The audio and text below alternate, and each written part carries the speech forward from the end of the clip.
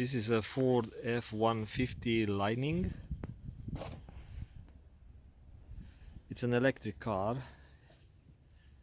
I will show you how I installed the VHF radio, or UHF, doesn't matter. It's just a mobile radio. It's an ICOM in this case. This is not a recipe. It's just to give you a couple of tips how to install the radio without starting to dig and trying to find ways and paths how to run the cables to the radio. So I chose to install the radio in this kind of a storage area, and in order to mount it here I use some screws.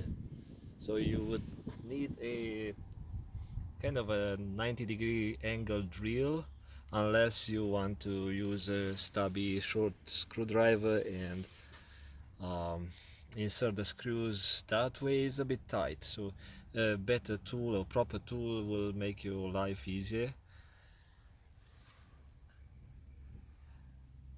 And in order to accommodate this radio, I had to cut a hole, a rectangular hole at the bottom. But if you have different type of radio, shorter, less power, then you don't have to do that type of work, but you might have to drill a hole for the cables, one for the antenna, one for the power. And since I'm here next to the fuse panel, I've used the passenger fuse panels at the right leg of the passenger, and I've used that fuse. It's number 2, but you don't have to use that one. You can use a fuse of your choice as long as it's not related to safety systems. In this case I've used a switched accessory power, which is a moonroof and other type of systems that are not being used here. But you can use a constant power from different type of fuse. Again, try not to touch on horn and body control modules and those electronics and computer systems. And of course I use the fuse adapter, as you can see. And if you never use one of these ones, you must check the feed line. So you take the original fuse out from the adapter. You don't you don't fill up the 2 fuses on the slots on this adapter. You just use the top one, which is feeding the radio, and the bottom one is replacing the original one, the one close to the terminals or the pins. And you connect this adapter into the fuse connector on the fuse panel and see if the radio turns on while you have power on the circuit. So that's kind of if you never used the fuse adapters before. Some people don't do installations very often, and I run the power cable from the bottom.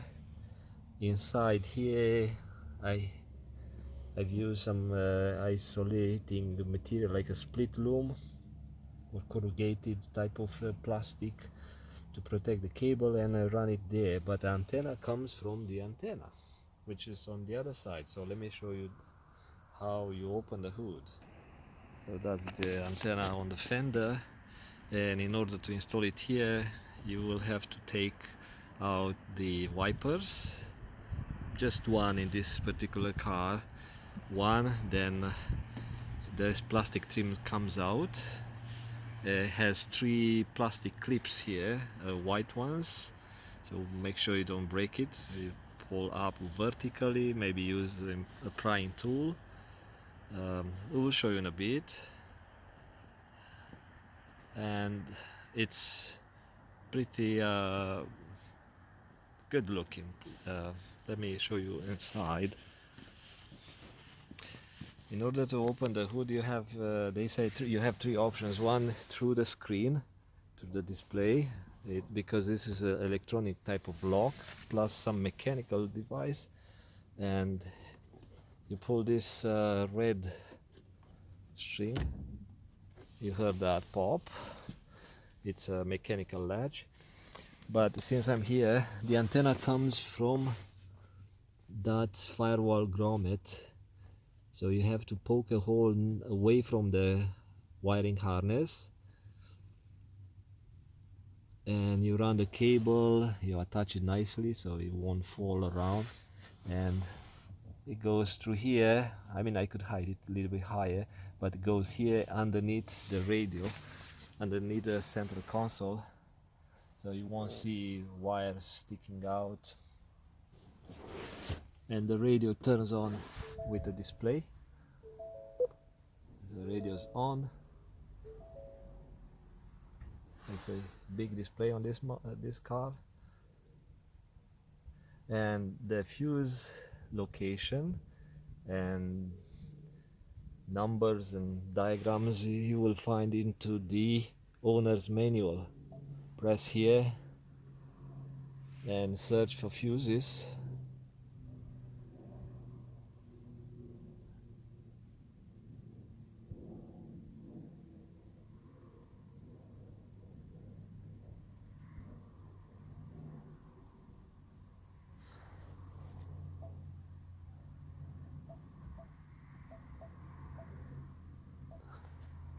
And identify fuses here, and they will show you the listing and the meaning of each fuse.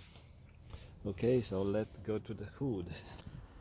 Since I unlocked this thing, there is a button somewhere in here. So it's a button, it's not a mechanical latch, and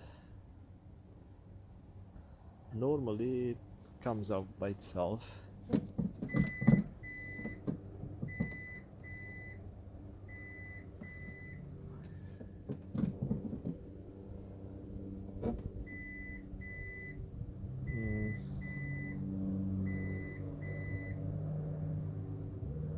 Let's see.